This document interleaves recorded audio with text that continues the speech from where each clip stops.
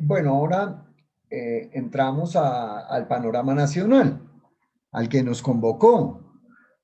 Una introducción bastante larga para llegar a la ley 1010 de 2006, pero necesaria para poder entender cómo se inserta la ley en lo que es el panorama actual.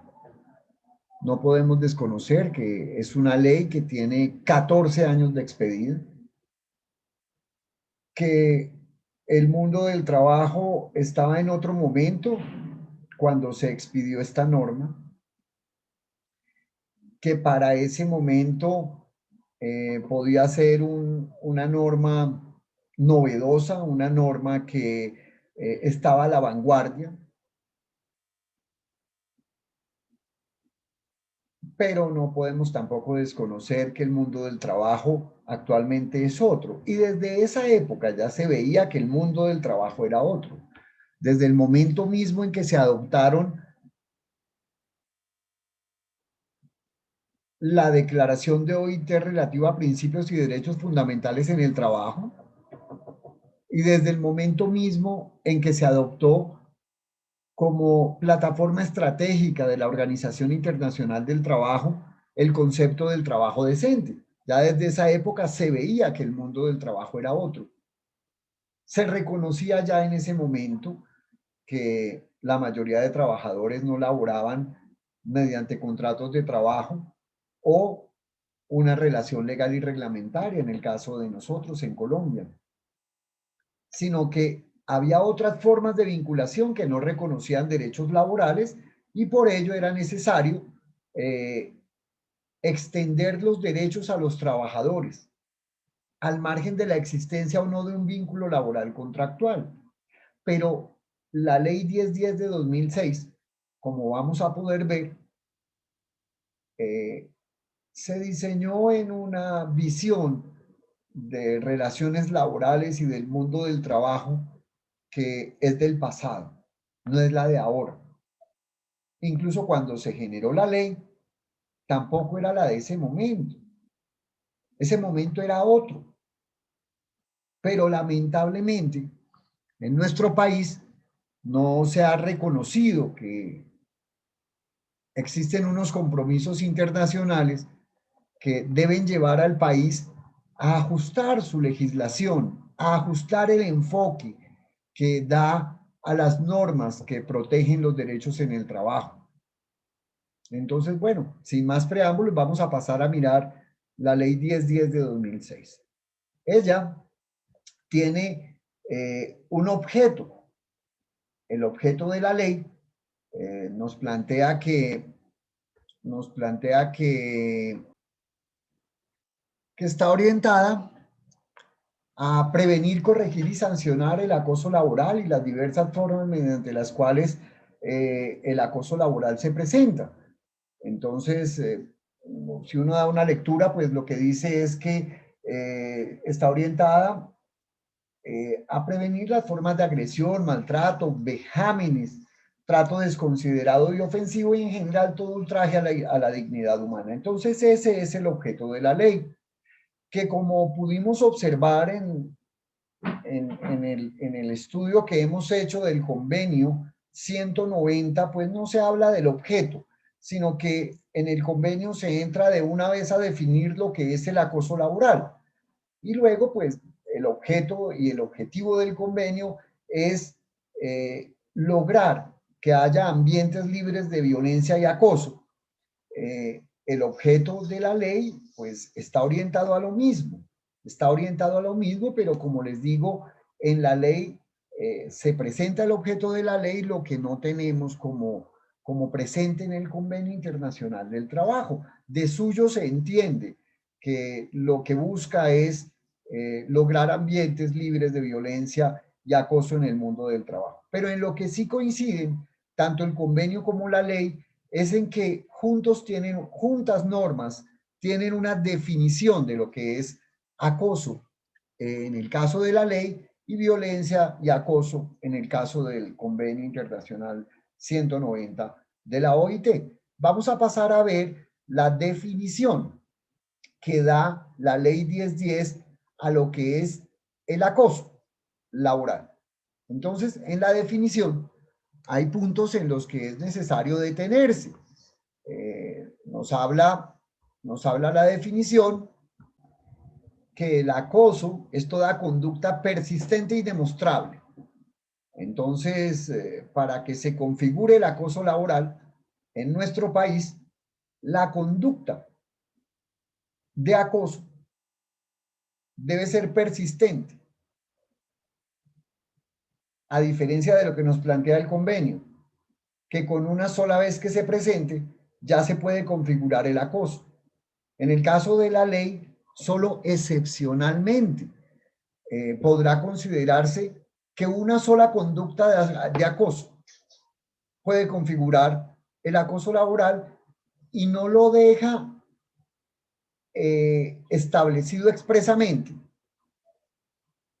en qué casos una sola conducta constituye acoso, sino que se lo deja a valoración de las autoridades. Pero aparte de ello, en la ley colombiana 1010 de 2006, se dice que debe ser demostrable, persistente y demostrable. Así que cuando se denuncia una conducta de acoso, pues debe ir acompañada de las pruebas, cosa que estaría en consecuencia con el convenio porque pues de ninguna manera podría uno denunciar sin tener las pruebas necesarias. En la ley 1010 nos dice que esa conducta debe ser ejercida sobre un empleado trabajador por parte de un empleador, un jefe superior jerárquico inmediato o mediato, un compañero de trabajo o un subalterno. En la definición de una vez nos dice y nos habla del ámbito de aplicación. Entonces, el ámbito de aplicación, pues, nos lo limita a lo que es la actividad en el marco de una empresa, porque nos habla de empleado, trabajador por parte de un empleador. La conducta puede ser del empleador hacia el trabajador, de un jefe o superior jerárquico inmediato o mediato, o de un compañero. Así que como lo vemos, pues está limitado al ambiente mismo, al sitio de trabajo. Y nos dice también la ley que esa conducta debe estar encaminada a infundir miedo, intimidación, terror y angustia, a causar perjuicio laboral, generar desmotivación en el trabajo o inducir la renuncia del mismo. En esta definición, pues nos habla de conducta y de cierta manera nos habla de la consecuencia, cuando nos dice que la práctica debe estar encaminada a infundir miedo, intimidación, terror y angustia, o cuando nos dice que esa conducta debe estar orientada a inducir la renuncia del trabajador a su empleo.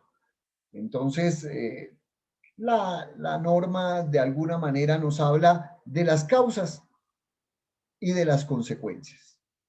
Perdónenme, de las conductas y de las consecuencias. Y entra a definir el acoso en la ley 1010 a partir de unas prácticas que se pueden presentar, que son las que ustedes ven en la diapositiva, que son el maltrato laboral, la persecución laboral, la discriminación laboral, el entorpecimiento laboral, la inequidad laboral, la desprotección laboral. Un elemento común es que habla de lo laboral. Entonces, cuando nos habla de lo laboral, estamos hablando de la existencia previa de un vínculo laboral, que no necesariamente el convenio nos lo plantea de esa forma. El convenio nos habla de la protección contra la violencia y el acoso en el mundo del trabajo, que va mucho más allá de lo que es un vínculo laboral contractual o de lo que es un vínculo que nace de la relación laboral y reglamentaria en el caso del sector público para los empleados públicos. Y nos habla de maltrato y también nos habla dentro de esas definiciones de la necesidad de mirar, por ejemplo, el enfoque de género.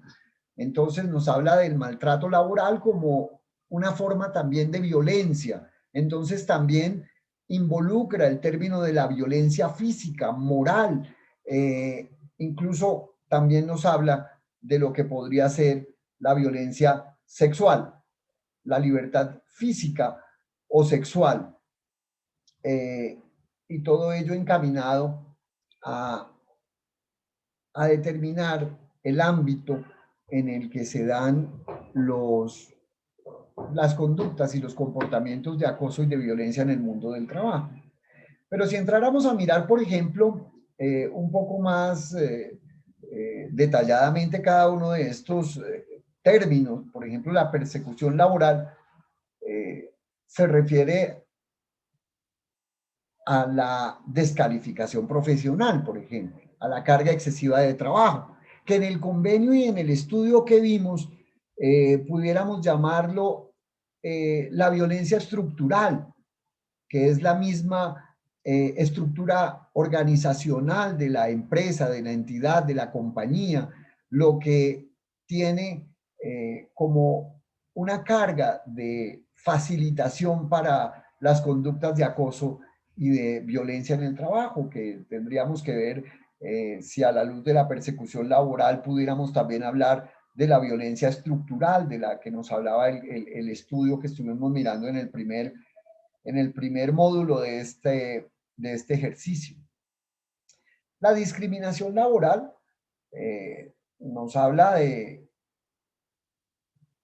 y nos trae a la ley pues todo aquello que se ha venido construyendo alrededor del derecho a la igualdad. Y en este punto particular, alrededor del derecho a la igualdad de oportunidades y de trato en el empleo y la ocupación. Temas abordados desde la perspectiva de derecho fundamental en el trabajo y soportado en convenios también de la Organización Internacional del Trabajo, como lo son el 100 y el 111, que nos hablan del principio de la no discriminación. Y entonces la no discriminación se presenta por todas las razones que pueda haber discriminación. Y en todo caso, y en cualquier caso, cuando uno mira la ley, puede que haya factores de discriminación que incluso no considere la ley, pero que uno tendría que interpretarlos a la luz de lo que es un convenio internacional del trabajo adoptado por la legislación nacional y elevado a la categoría de bloque de constitucionalidad por la Corte. Así que, pues cuando nos hablan de discriminación laboral, nos hablan de razones de raza, género, origen familiar o nacional, credo religioso, preferencia política o situación social, o que carezca de toda razonabilidad desde el punto de vista laboral. Y si faltaran algunos, uno tendría que traerlos del convenio que les he señalado, del 100 o del 111, en términos de discriminación. Aquí es importante tener en cuenta el enfoque de género que nos comporta el derecho a la igualdad de oportunidades y de trato en el empleo y la ocupación. Luego pasamos a el entorpecimiento laboral. Y cuando hablamos de entorpecimiento laboral, por ejemplo, nos tratan de el ocultamiento de documentos, el no suministro de la información necesaria para poder cumplir con la tarea, con la función.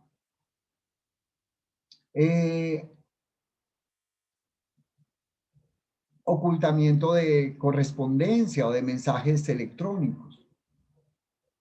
Son prácticas que llevan al entorpecimiento laboral.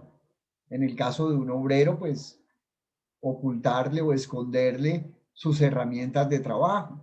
En el caso del conductor de un vehículo, pues, bueno, pues esconderle las llaves o dañarle el motor de su vehículo. En el caso de los escoltas, despojarlo de su arma, esconderle su arma. Bueno, pues hay muchas actitudes que pueden ser y conductas y prácticas que pueden ser catalogadas como entorpecimiento laboral. La inequidad laboral nos habla la ley de asignación de funciones a menosprecio del trabajador. Y entonces con ello, pues, nos llevan al escenario de eh, actividades que se le asignan al trabajador y que pueden ir en contravía de lo que significa la dignidad humana. inequidad laboral que se puede presentar en eventos, por ejemplo, cuando a un trabajador se le asignan tareas que van en contra de su propia voluntad. No ahonda mucho el término de inequidad laboral la ley, solamente lo menciona y lo que dice es funciones asignadas a menosprecio del trabajador. Y bueno, viene luego la desprotección laboral, que también puede ser otra forma de acoso, de acuerdo con lo establecido en la ley 1010. Y entonces uno habla de desprotección laboral y una forma de acoso que también podría ser violencia estructural es asignar tareas a los trabajadores que no cuentan con las debidas medidas de protección para su seguridad y su salud en el trabajo. Y la seguridad y salud en el trabajo vista de manera amplia, no solamente en lo que tiene que ver con el riesgo de accidente de trabajo, sino también de enfermedad profesional. Tendría que ver con que una desprotección laboral podría ser el que el ambiente laboral esté atravesado por conductas y por la presencia de la violencia y el acoso en el trabajo. Entonces, existiría una desprotección laboral. Luego, desprotección laboral que se puede presentar mediante asignación de funciones que no estén cubiertas o protegidas por el sistema de seguridad social y por el sistema de seguridad y salud en el trabajo, que son temas sumamente amplios. En la seguridad y salud en el trabajo, pues la identificación de los riesgos es algo que es sumamente importante. Entonces podemos identificar riesgos que están al interior de la empresa, pero que también pueden ser originados en la relación que se tengan con los clientes que atiendan las personas. Desprotección laboral es no tomar medidas para mitigar y para reducir al máximo el riesgo público que se presenta a las personas que atienden público, como por ejemplo en el sector de la salud o en el sector del transporte o en el sector en el que ustedes laboran de la superintendencia de notariado, aquellas personas que atienden público y están expuestas a un riesgo público de violencia y de acoso. De alguna manera, dice en el estudio que hizo la OIT que las personas que tienen la facultad de negar un procedimiento son, son más susceptibles de ser víctimas de acoso por parte de los clientes mismos a los que estas personas atienden. Entonces, cuando analizamos la definición de la ley 1010 de 2006, lo que podemos mirar es que en buena medida recoge lo que son las conductas y prácticas de acoso laboral y de violencia en el trabajo. Nos incluye el enfoque de género, pero una diferencia así sustancial que existe entre la ley y el convenio es que la ley nos dice que la conducta de acoso se configurará siempre que sea persistente. Y resulta que en el convenio sí nos dice que con una sola vez que se presente ya puede configurar una conducta de acoso y en el convenio no se deja para que sea una autoridad la que pueda valorar si esa sola conducta puede constituir acoso, sino que expresamente y taxativamente el convenio ya lo establece. Así que si llegáramos a adoptar ese convenio, pues esta ley se transformaría de manera automática para acoger el contenido y concepto y alcance que tiene el convenio 190 de la OIT. Después de la definición, algo que es nuevo y que, como pudimos ver, el convenio no lo establece, es que la ley nos plantea unas conductas atenuantes a la conducta de acoso y a la dosimetría y modulación de la sanción que pueda generarse al haber sido demostrado el acoso. Entonces, nos plantea que si la persona tuvo una buena conducta anterior, pues será una conducta atenuante. Si la persona actuó bajo emoción o pasión, o ira e intenso dolor, entonces será otra conducta atenuante. Si la persona estaba en condiciones de inferioridad frente a la persona respecto de la cual ejerció una práctica de acoso o de violencia, si existían vínculos familiares y afectivos, que la Corte Constitucional lo declaró inexequible, pues porque el ser familiar no debe ser facultad para poder acosar o tener comportamientos violentos. Imagínense que incluso pues tenemos ahora un elemento adicional que es la violencia doméstica, que podría confundirse un poco con lo que aquí habla de los vínculos familiares y afectivos. Otra conducta atenuante es la provocación o desafío por parte del superior, compañero o subalterno. Entonces, tenemos unas conductas atenuantes que son ajenas al convenio. En el convenio no nos hablan de conductas atenuantes. Y el parágrafo del artículo que nos habla de las conductas atenuantes en la ley 1010 nos dice que el estado de emoción o pasión excusable no se tendrá en cuenta en el caso de violencia contra la libertad sexual. O sea, limita esas conductas atenuantes cuando se trate de violencia contra la libertad sexual. Sería la única excepción a esa conducta atenuante. Algo nuevo también es que hay unas conductas agravantes del acoso y nos plantea que también es nuevo para, si lo comparamos con el convenio, y entonces nos dice que la reiteración de la conducta, si no es una sola vez, sino sucesivas veces las que se presente esa conducta de acoso, pues será una conducta agravante. La concurrencia de causales, realizar la conducta por motivo abyecto, fútil o mediante precio, recompensa o promesa remuneratoria, que en el estudio que vimos de la OIT era a cambio de un precio y que yo le mantengo el trabajo, pero usted tiene que comportarse de una determinada manera. Es lo que llamaban un quid pro en el estudio que miramos al principio de este ejercicio de formación. Nos habla de conductas agravantes, por ejemplo,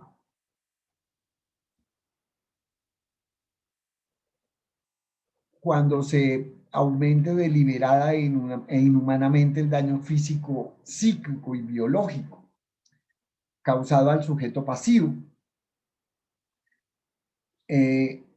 Cuando la conducta se ejecute mediante un tercero inimputable, cuando se causa daño físico a la salud física o psíquica al sujeto pasivo. Y un tema que debe interesarnos por el escenario en el que nos encontramos es que el parágrafo del artículo que nos habla de las conductas agravantes señala que lo dispuesto en los artículos anteriores se aplicará sin perjuicio de lo dispuesto en el Código Disciplinario Único para la graduación de las sanciones. Bueno, entonces terminamos con el tema de la definición, en donde encontramos que hay diferencias porque en el convenio nos dice que una sola vez puede constituir acoso, en la ley nos dice que debe ser una conducta persistente y que en la ley hay dos elementos nuevos que son las conductas atenuantes y luego las conductas agravantes.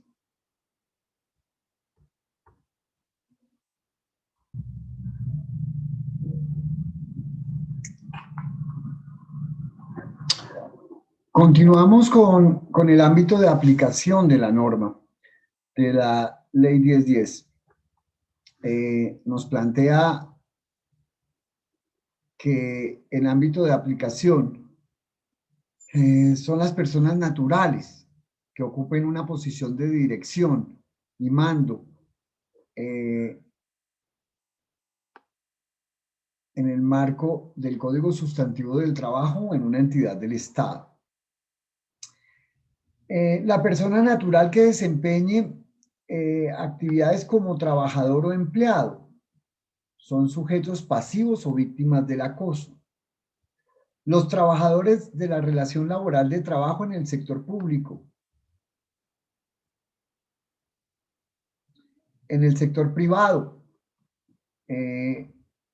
los jefes inmediatos cuando el acoso provenga de sus subalternos, la persona natural que como empleador promueva, induzca o favorezca el acoso laboral, la persona natural que omita cumplir los requerimientos o amonestaciones que se profieran por los inspectores de trabajo. Y por último, nos plantea que las situaciones de acoso laboral que se corrigen y sancionan en la ley son aquellas que ocurren en un ámbito de relaciones de dependencia o subordinación de carácter laboral. Entonces, como podemos observar, la ley limita su ámbito de aplicación en cuanto a los trabajadores, a aquellas personas que tengan un vínculo laboral contractual y que funjan en esa condición, en esa calidad, en condición de empleadores o de trabajadores. Y cuando se trate de directivos o de personas que ejerzan mando en representación del empleador, pues también son objeto de la norma, objeto de la ley. Y pueden ser sujetos pasivos o sujetos activos. Pero la diferencia con relación al ámbito de aplicación del convenio o la diferencia con el convenio es sustancial. Como habíamos visto, el convenio se aplica a todos los trabajadores y no tiene que existir relación de dependencia o subordinación de carácter laboral. Son las personas que se encuentran en el mundo del trabajo, mientras que la ley 1010 es bastante limitada en cuanto al ámbito de aplicación. Nos habla efectivamente de el ámbito de relaciones de dependencia o subordinación de carácter laboral, así que nos deja a más de la mitad de la población por fuera de la protección contra ambientes que tengan conductas de violencia o acoso. Y en este ámbito de aplicación, pues también se limita a la empresa, sin ir mucho más allá en la definición, mientras que en el convenio, como podemos observar, se aplica para el lugar de trabajo, se aplica en los desplazamientos, viajes, eventos o actividades sociales que puedan ser convocadas en el marco del trabajo. Nos incluye el convenio las conductas que puedan originarse como ciberacoso en los alojamientos proporcionados por el empleador y en los trayectos de desplazamiento entre el domicilio de la persona y el sitio de trabajo, que en nuestra legislación también se encuentra cubierto por el ámbito de las relaciones, laborales en el marco de la seguridad social y particularmente en el ámbito de la seguridad y salud en el. Pero también vemos que el convenio es bastante más amplio porque también extiende su protección a los trabajadores de la economía informal. Entonces es una diferencia sustancial la del ámbito de aplicación del convenio con relación a la ley, con relación a la norma.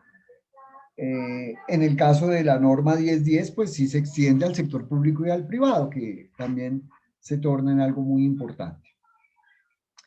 Después del ámbito de aplicación, en la ley se nos presentan unas conductas de acoso laboral. La ley es como muy descriptiva en este asunto de las conductas que constituyen acoso laboral. El convenio no las define. También es una diferencia sustancial, pero el convenio lo que busca también es tener flexibilidad y que cada estado adopte las medidas particulares que considere necesarias. Entonces, en eso podríamos decir que está abierta la posibilidad para que el gobierno y el Estado colombiano eh, señalen cuáles serían unas conductas de acoso laboral. Pero nos dice en esas conductas de acoso laboral, que ustedes pueden verlas ahí en la diapositiva, por ejemplo, la agresión física, independientemente de sus consecuencias, expresiones injuriosas, descalificación profesional, injustificadas amenazas de despido. En lo personal, yo diría que una amenaza de despido, pues claro, que puede constituir conducta de acoso laboral, pero cualquier amenaza de despido, no justificada, diría yo incluso, pero eso ya se valorará de acuerdo como lo miren quienes tengan que controlar la aplicación de la misma norma. La descalificación de propuestas u opiniones de trabajo, la descalificación profesional es algo que se presenta con frecuencia y que va minando la imagen de las personas. Y eso definitivamente incide en, en lo que uno puede denominar un ambiente o un entorno de trabajo saludable. Esto ocasiona problemas de estrés, problemas de salud mental, en general las conductas de acoso. Otras conductas de acoso laboral, la asignación de deberes ostensiblemente extraños a la labor contratada, horarios excesivos respecto de la jornada laboral, el trato notoriamente discriminatorio, la negativa a suministrar materiales e información. En esto la ley es un tanto reiterativa porque en una parte anterior veíamos que el trato discriminatorio pues era uno de los componentes del acoso. La negativa injustificada a otorgar permisos, licencias de maternidad, vacaciones, son formas de ponerle talanqueras a las personas para que estén tranquilas en su trabajo. Si yo tengo derecho a mis vacaciones y no hay nada que justifique la negativa a disfrutarlas, pues no tendría sentido que me las nieguen. También los anónimos, las llamadas, los mensajes injuriosos, ofensivos, son conductas de acoso laboral. En los demás casos, la autoridad competente valorará según las circunstancias, la gravedad de las conductas denunciadas. Deja un espectro bastante amplio para que las autoridades competentes sean las que determinen si hay otras conductas que pueden configurar acoso laboral. Y otra cosa que tiene la ley es la determinación de las conductas que no constituyen acoso laboral. Y entonces ustedes podrán leerlas en la ley. Obviamente, a todas luces, les recomiendo leer la ley. Yo no me voy a ocupar de sentarme aquí a leerles lo que dice la norma, sino más bien hacer unas reflexiones alrededor de lo que plantea la norma y cómo pudiera uno hacer un análisis comparativo con el escenario global para saber también hacia dónde debe apuntar la gestión de los ciudadanos, de las empresas, de los trabajadores organizados e individualmente considerados. Entonces, las conductas que no constituyen acoso laboral, por ejemplo, exigencias y órdenes para mantener la disciplina en la fuerza pública, conforme al principio constitucional de obediencia debida. Se preguntaría uno si lo que ha conocido el país en el marco de las fuerzas, en el marco de la fuerza pública, alrededor de esos lamentables hechos, pudiera denominarse también acoso, no obediencia debida, cuando las consecuencias de esa obediencia debida trascienden a la violación de derechos humanos. Y entonces, ¿cómo se sienten las personas? Eso puede ser una forma de la violencia estructural, de la estructura misma de la organización, del desarrollo organizacional. Entonces, son conductas que no constituyen acoso laboral, pero que tienen que ser evaluadas y valoradas en sus justas proporciones. Ejercer la potestad disciplinaria. Esto está como en consecuencia con las facultades que tienen las organizaciones sindicales de empleados públicos, que no tienen la posibilidad de negociar la facultad disciplinaria, que está en orden a la ley, en orden a lo que es el alcance de la libertad sindical y de la negociación colectiva, pero acá también en la ley de acoso laboral dice que ejercer la potestad disciplinaria no es una conducta de acoso laboral, pero tendría uno que mirar la manera como se ejerce la potestad disciplinaria. Y si se abren procesos disciplinarios de manera indiscriminada y sin razón aparente, pues tendría uno que decir que pudiera en algún momento constituir una conducta de acoso. Las exigencias razonables de fidelidad, deberes de colaboración, extras de colaboración. En ocasiones le transmiten a los trabajadores el mensaje de no querer colaborar o no ser solidarios con la empresa cuando se les exigen deberes extras. Pero a veces los deberes extras también son desproporcionados. Entonces, aun cuando aquí se mencionan unas conductas que no constituyen acoso laboral, a todas luces tendría uno que mirarlas en el contexto en donde se están aplicando, porque no puede ser que se mencione que no constituyen acoso laboral de plano, sino que tienen que también hacerse una valoración de la manera como se están ejerciendo estas facultades.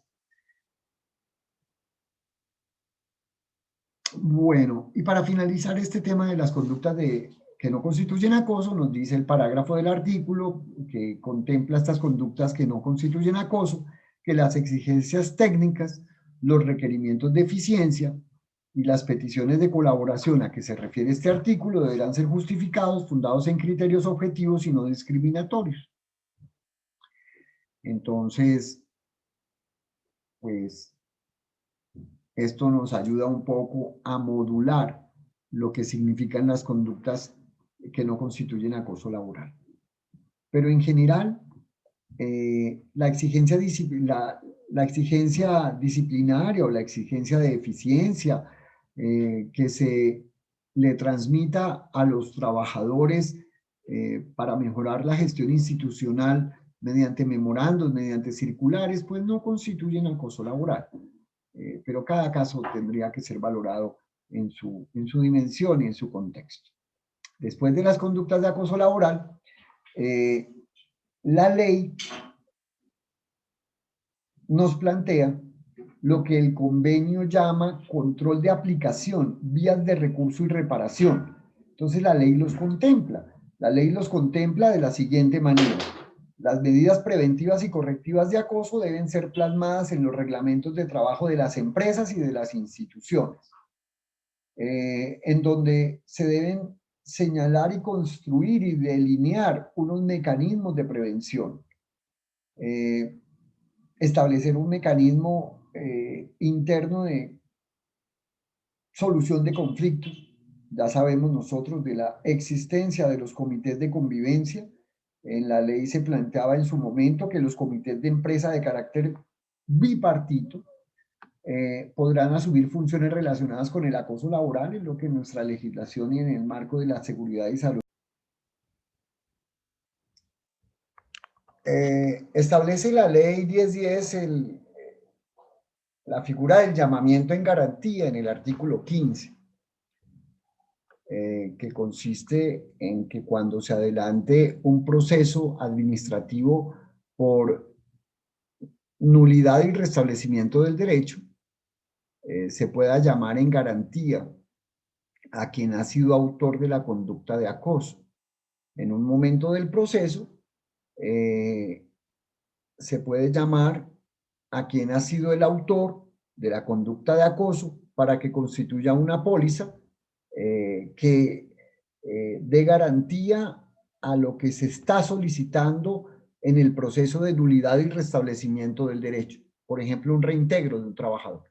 Entonces, se llama al autor del acoso para que constituya la póliza y garantice el dinero que ello va a demandar. Pero es una figura que no tiene mucha aplicación, porque lo que en el proceso de nulidad y restablecimiento del derecho se está planteando es generalmente la destitución, por ejemplo.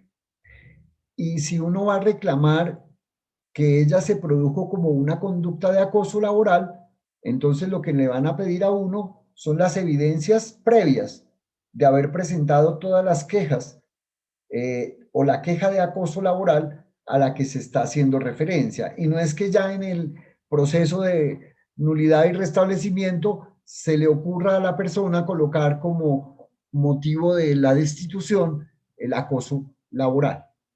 Entonces, es una figura que, aunque está ahí contenida en la ley, no ha tenido una aplicación o mayor desarrollo en su aplicación. En el caso de los servidores públicos, nos plantea la ley la suspensión de evaluación y calificación del desempeño. Esto opera previo dictamen de la EPS a la que se encuentra afiliado el trabajador, que en este caso sería el sujeto pasivo de la conducta de acoso laboral.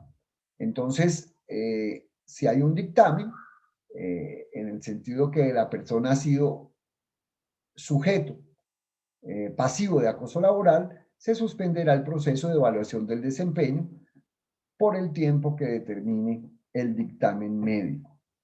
Entonces es un recurso al que podrán acudir las personas que se sientan víctimas de acoso y que seguramente hayan tenido una afectación en su salud física o en su salud mental. Lo que está también como en armonía con las garantías que solicita el convenio 190 que se le otorgue a los trabajadores. Los sujetos procesales en el convenio 190, veíamos que en el tema del acoso, pues están todos los trabajadores. En el tema puede ser vertical, horizontal, el acoso puede provenir de un cliente externo a la organización. Entonces, bueno, pero acá en la ley nos habla de los sujetos procesales y quiénes podrán intervenir en la actuación disciplinaria que se adelante por acoso laboral. Entonces, en primera medida, el investigado y su defensor. El sujeto pasivo, la víctima del acoso, o su representante. El Ministerio Público, para el caso de los servidores públicos. Y cuando la actuación se lleve a cabo en el Consejo Superior o Seccional de la Judicatura o en el Congreso de la República contra los funcionarios a que se refiere el artículo 174 de la Constitución Política.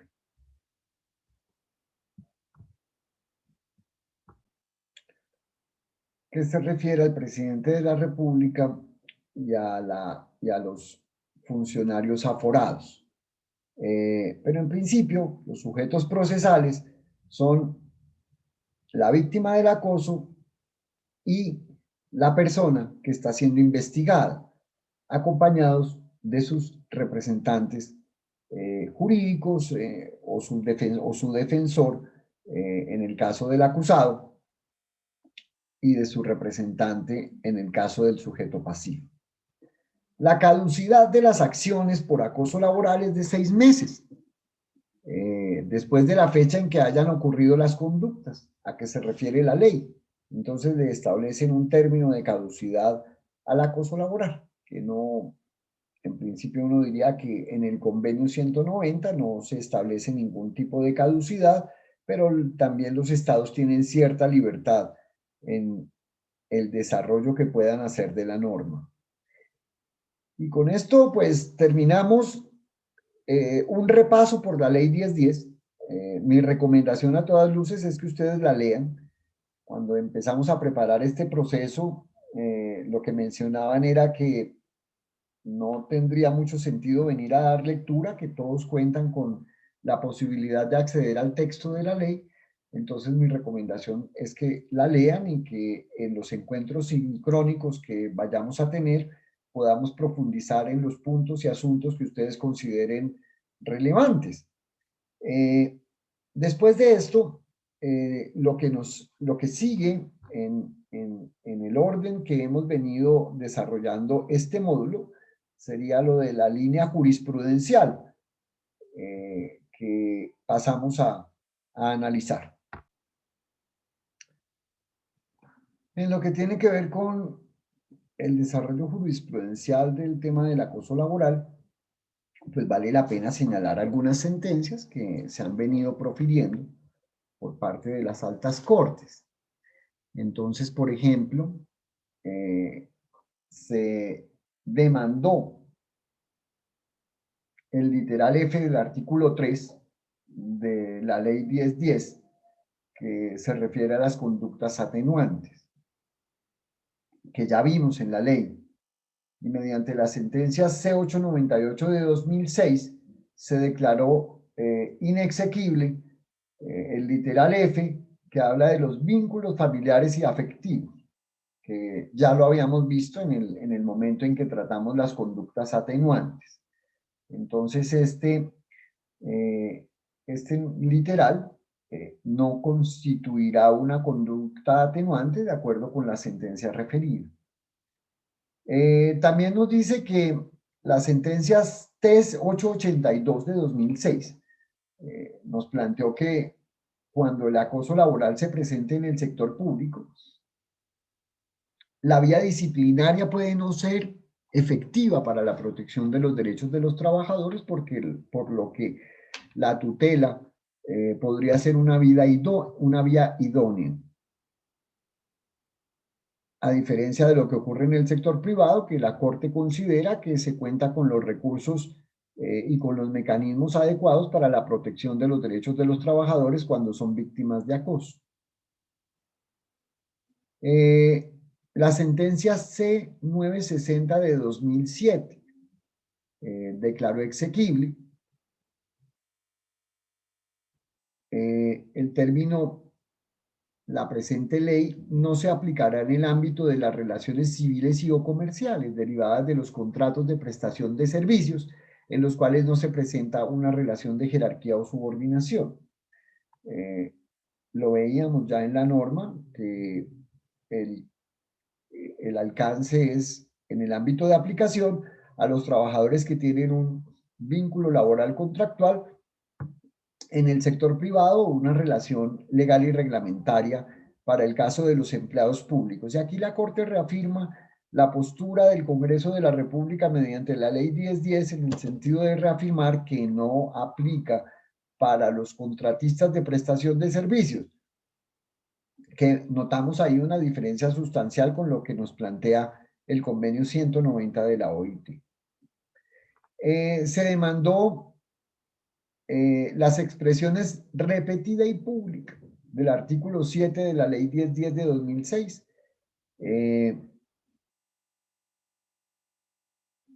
Mediante la sentencia C 780 de 2007 se declaró exequible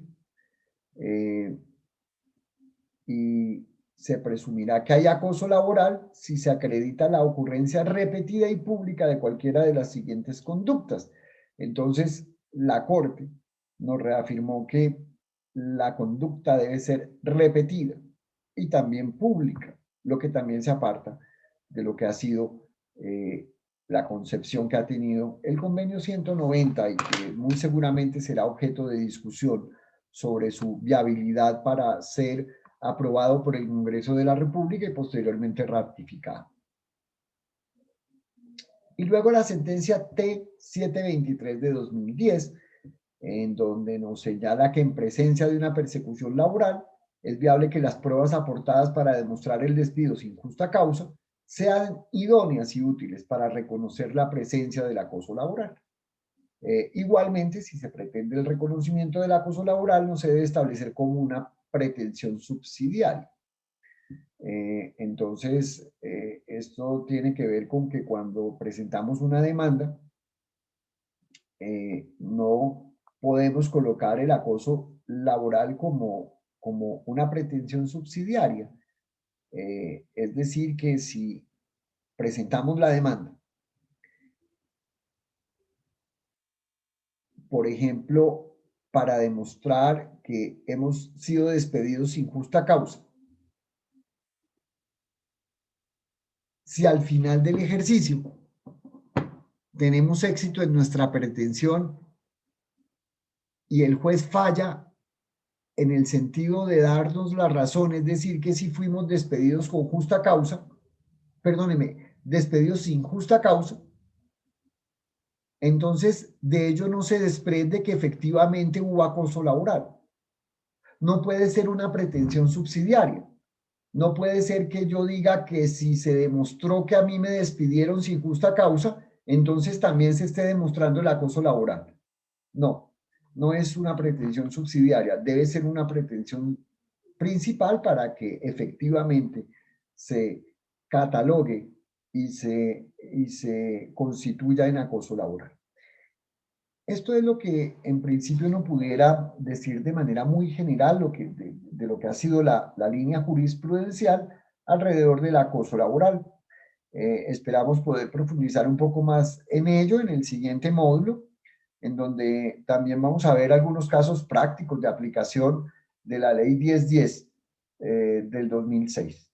Y pues por ahora terminamos. Les agradezco mucho la atención y bueno, pues espero que este ejercicio que hemos adelantado les sirva para realizar sus análisis desde la ciudadanía, desde las organizaciones a las que pertenecen, tanto de trabajadores, en aquellos casos en las que estén en organizaciones de empleadores, y que sirva también para mirar cuál es el horizonte que debería tener el tema de la violencia y el acoso laboral en Colombia.